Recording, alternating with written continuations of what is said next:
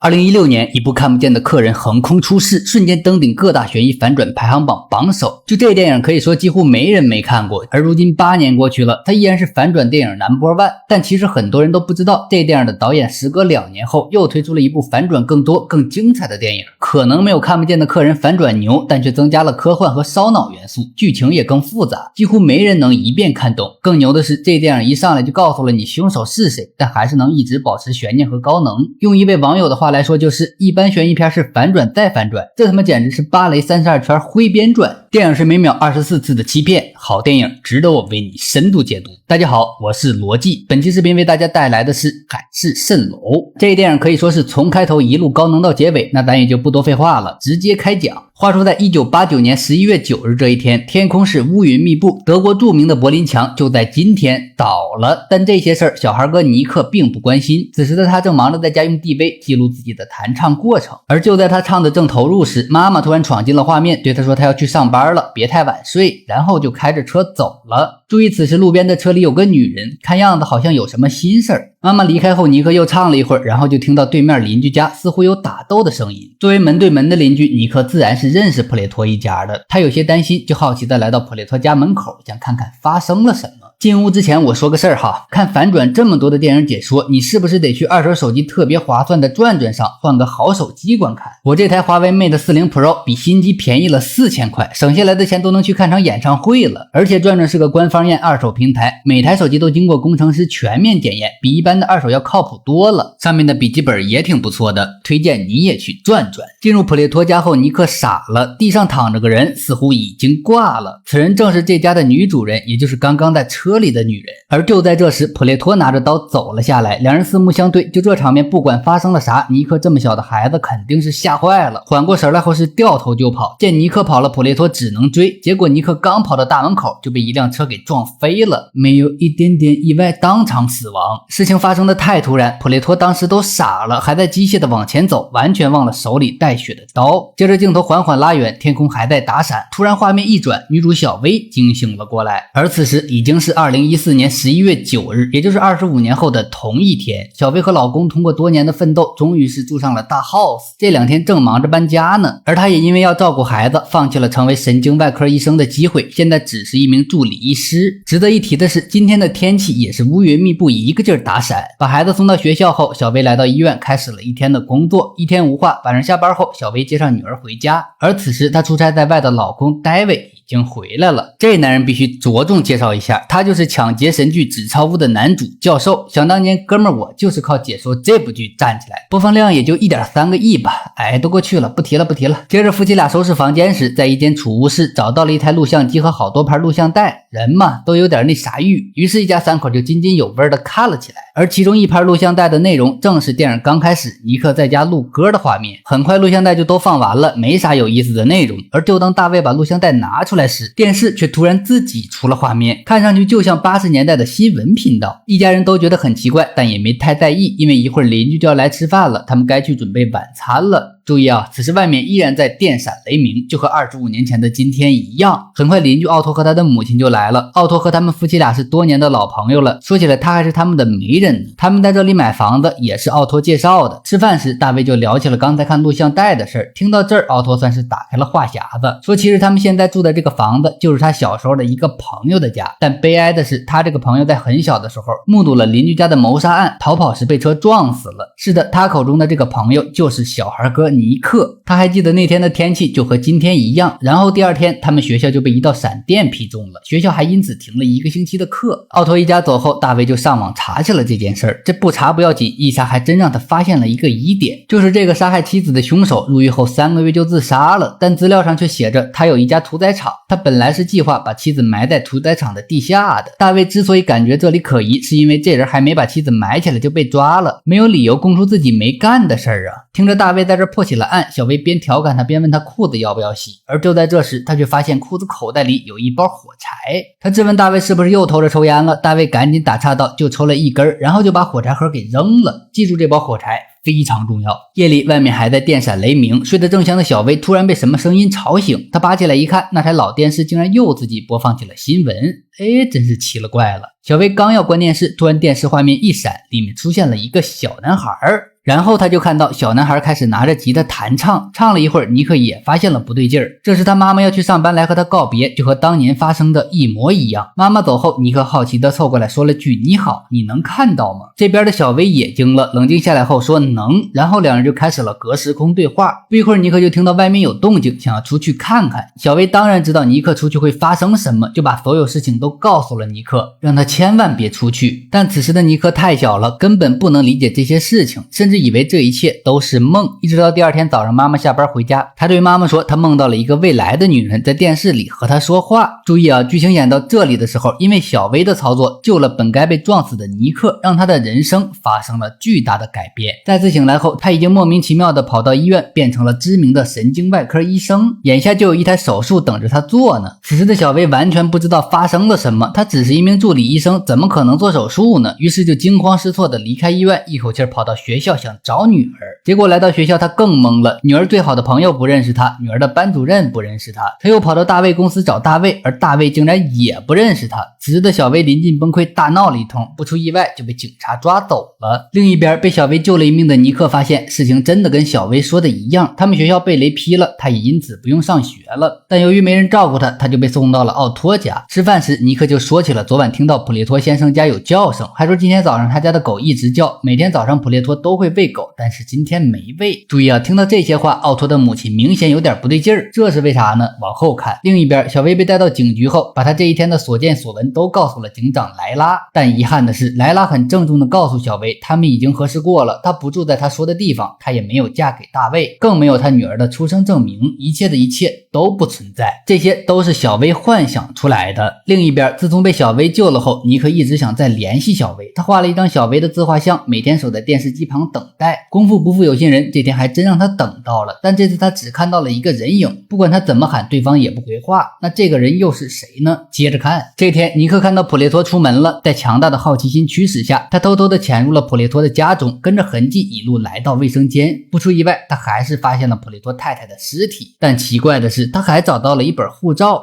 名字是普列托太太的名字，照片却是奥托妈的照片。而就在他纳闷时，普列托回来了，现在想走也走不了了，尼克只好躲到了床底下，然后他就亲眼目睹了普列托分尸自己老婆的全过程。一直躲到晚上，尼克在床底下找到了一块表，并听到有人打电话来说他的表忘在了普列托家，而打电话的这个人正是奥托妈。故事讲到这儿，我们已经可以猜出，应该是奥托妈和普列托有一腿，两人的事儿被普列托太太发现了，然后他们便要杀人灭口，并让奥托妈伪装成普列托太太，制造他去了别的地方的假象。回到现实时间线这边，小薇被送到医院做了脑部检查，但检查结果显示他的脑袋一点事儿都没有。为了唤醒小薇的记忆，医生还给他看了他这么多年获得的荣誉，这些东西可是造不了假的，他真的是这里很有名的一名医生。看到这些，小薇终于是想明白了，一定是他通过电视救了25年前的尼克，所以导致他的生活被改变了。救了一个人是好事，但现在有一个问题是，她老公没了，女儿也没了。老公没了不要紧，但女儿没了可不行。想要找回女儿，她就必须找到那台录像机和电视。于是她偷偷来到了她曾经的新家。这里有个细节是，刚到门口，她就发现锁已经被破坏了。进入房子找了一圈，她也没找到录像机，就上网查起了尼克的名字。但网上却显示，尼克是一本叫《海市蜃楼》的小说中虚构出来的人物。而就在这时，房子的主人发现了他。尽管小薇不敢相信，但事实却是这里还是她曾经的老公大卫的家，但女主人却不是她，她只是大卫的主刀医生，两人也仅仅有过这么一点交集。突然这时房子停电了，趁着混乱，小薇跑到了隔壁的人家。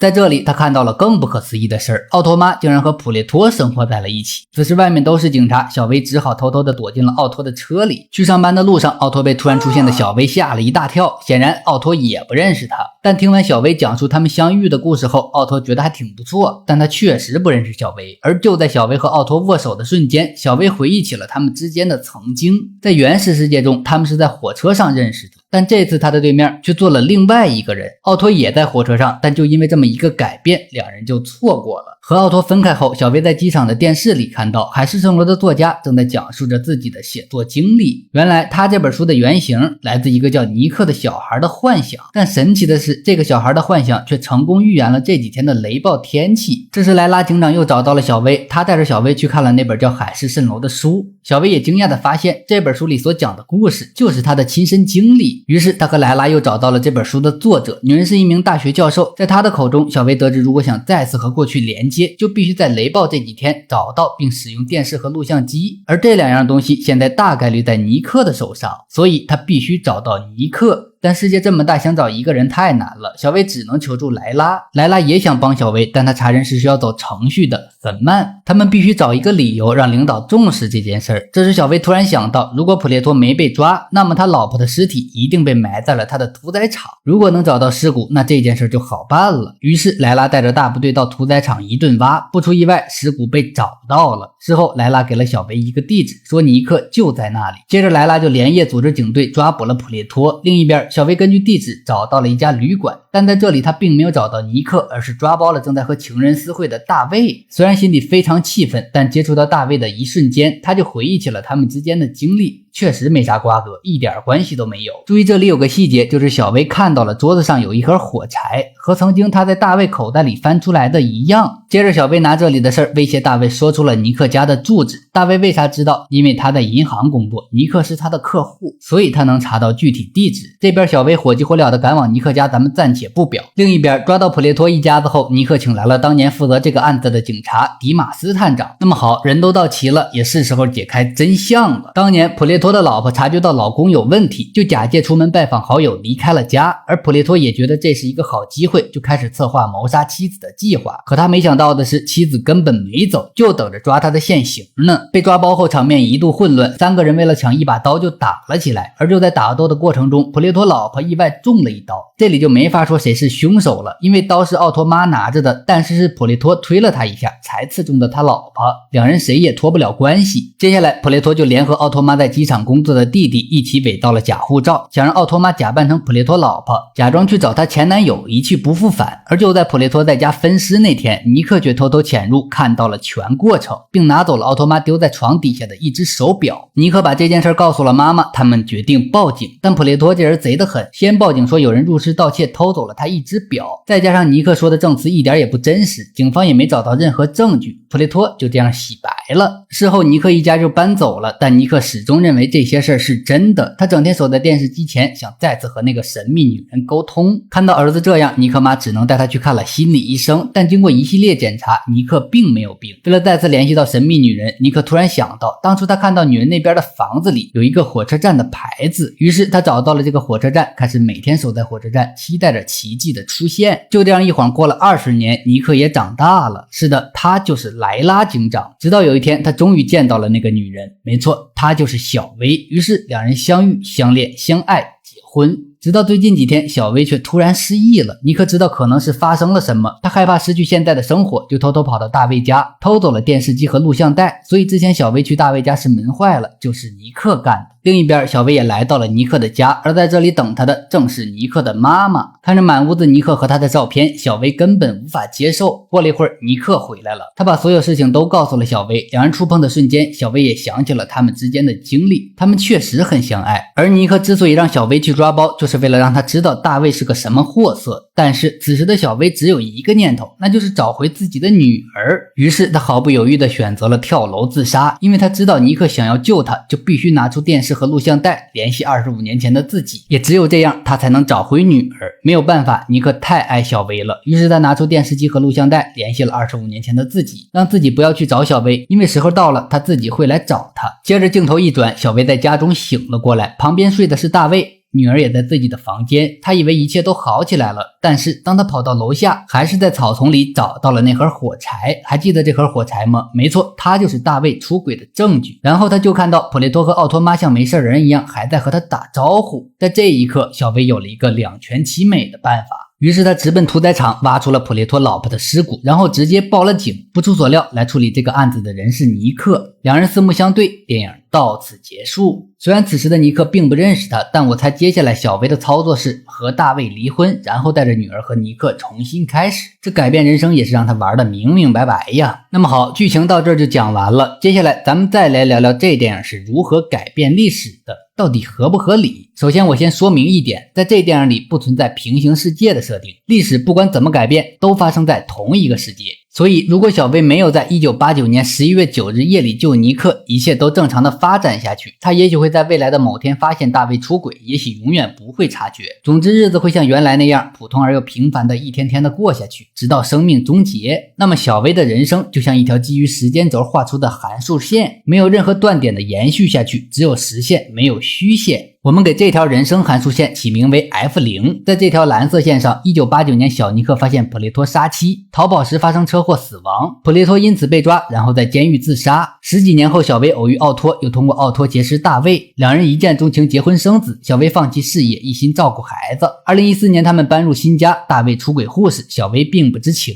但在这里发生了一个转折点，机缘巧合之下，小薇与25年前的尼克进行了对话。为了救尼克，他改变了尼克的命运，也改变了自己人生的走向。于是蓝色 F0 函数线终止于 D 点，也就是2014年11月9日夜里。同时 A 和 D 之间的 F0 函数被绿色 F1 函数顶替。在这条绿色线上，1989年11月9日小尼克得救，普雷托顺利把老婆尸体埋在屠宰场，然后和奥托妈结婚。尼克成为警察，遇到小薇相恋结婚，并支持小薇成为医生。大卫娶了另外一个女人，但依然出轨。这个时候尼克并不知道小薇原本的人生，他爱上小薇是个意外，也不知道这让小薇失去了什么。但因为 F1 这条绿色线是基于 D 点处断点改写了 B 点之后的 F0 蓝色线产生的，所以断点 D 的制造者小薇虽然身处绿色线上，但也会在 D 点发生突变，同时拥有 F1 和 F0 的双重记忆，也就是 BD 之间被擦掉的蓝色虚线和 BE 之间新产生的绿色实线。所以在绿色线里，小薇不住在尼克他家的老房子，也没能成功用电视联系到小尼克，也并不影响绿色线继续发展，因为变化来自蓝色线。而对于蓝色线的小薇来说，D 点后仿佛一觉醒来就来到了陌生世界，脑袋里都是蓝色线的记忆。而对于绿色线的小薇来说，则是在 D 点突然被写入蓝色线记忆，所以会在外人眼里仿佛变了一个人，表现得奇奇怪怪的。电影里的设定是 D 点突变后的小薇需要跟别人身体接触来回忆起新时间线的记忆， D 之间则是小薇一直在求证的被擦掉的蓝色线记忆和改变历史的方法。而只记得绿色线的尼克不得不随小薇一起寻找原因，在这个过程中他知道了在自己未曾经历的蓝色虚线里小薇所发生的故事。这时如果小薇放弃女儿，他就可以带着蓝色虚线的记忆和尼克继续生活，让 F1 绿色线延续下去，也就是绿色虚线的部分。但小薇不能接受没有女儿，最终选择宁愿用生命豪赌，所以蝴蝶效应还要继续。小薇以死相挟，尼克不得不在雷暴结束前的1点，也就是2014年11月12日晚上，通过电视连接制造了第二次断点，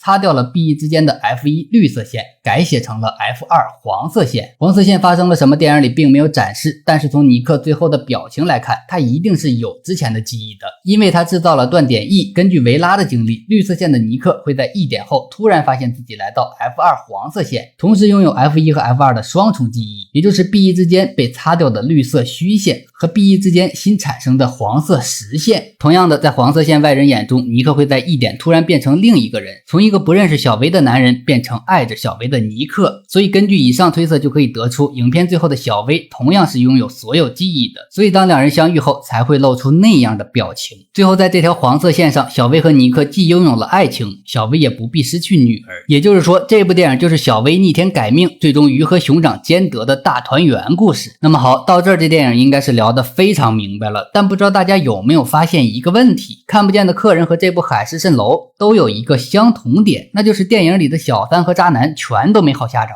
所以导演用2部这么优秀的电影似乎一直在告诉我们一个道理，那就是爱情不是你想买就能买，做人一定要专一，小三和渣男是不会有好下场的。好了，又到了要说再见的时刻，最后我想用一句英语来结束本期视频，拜拜。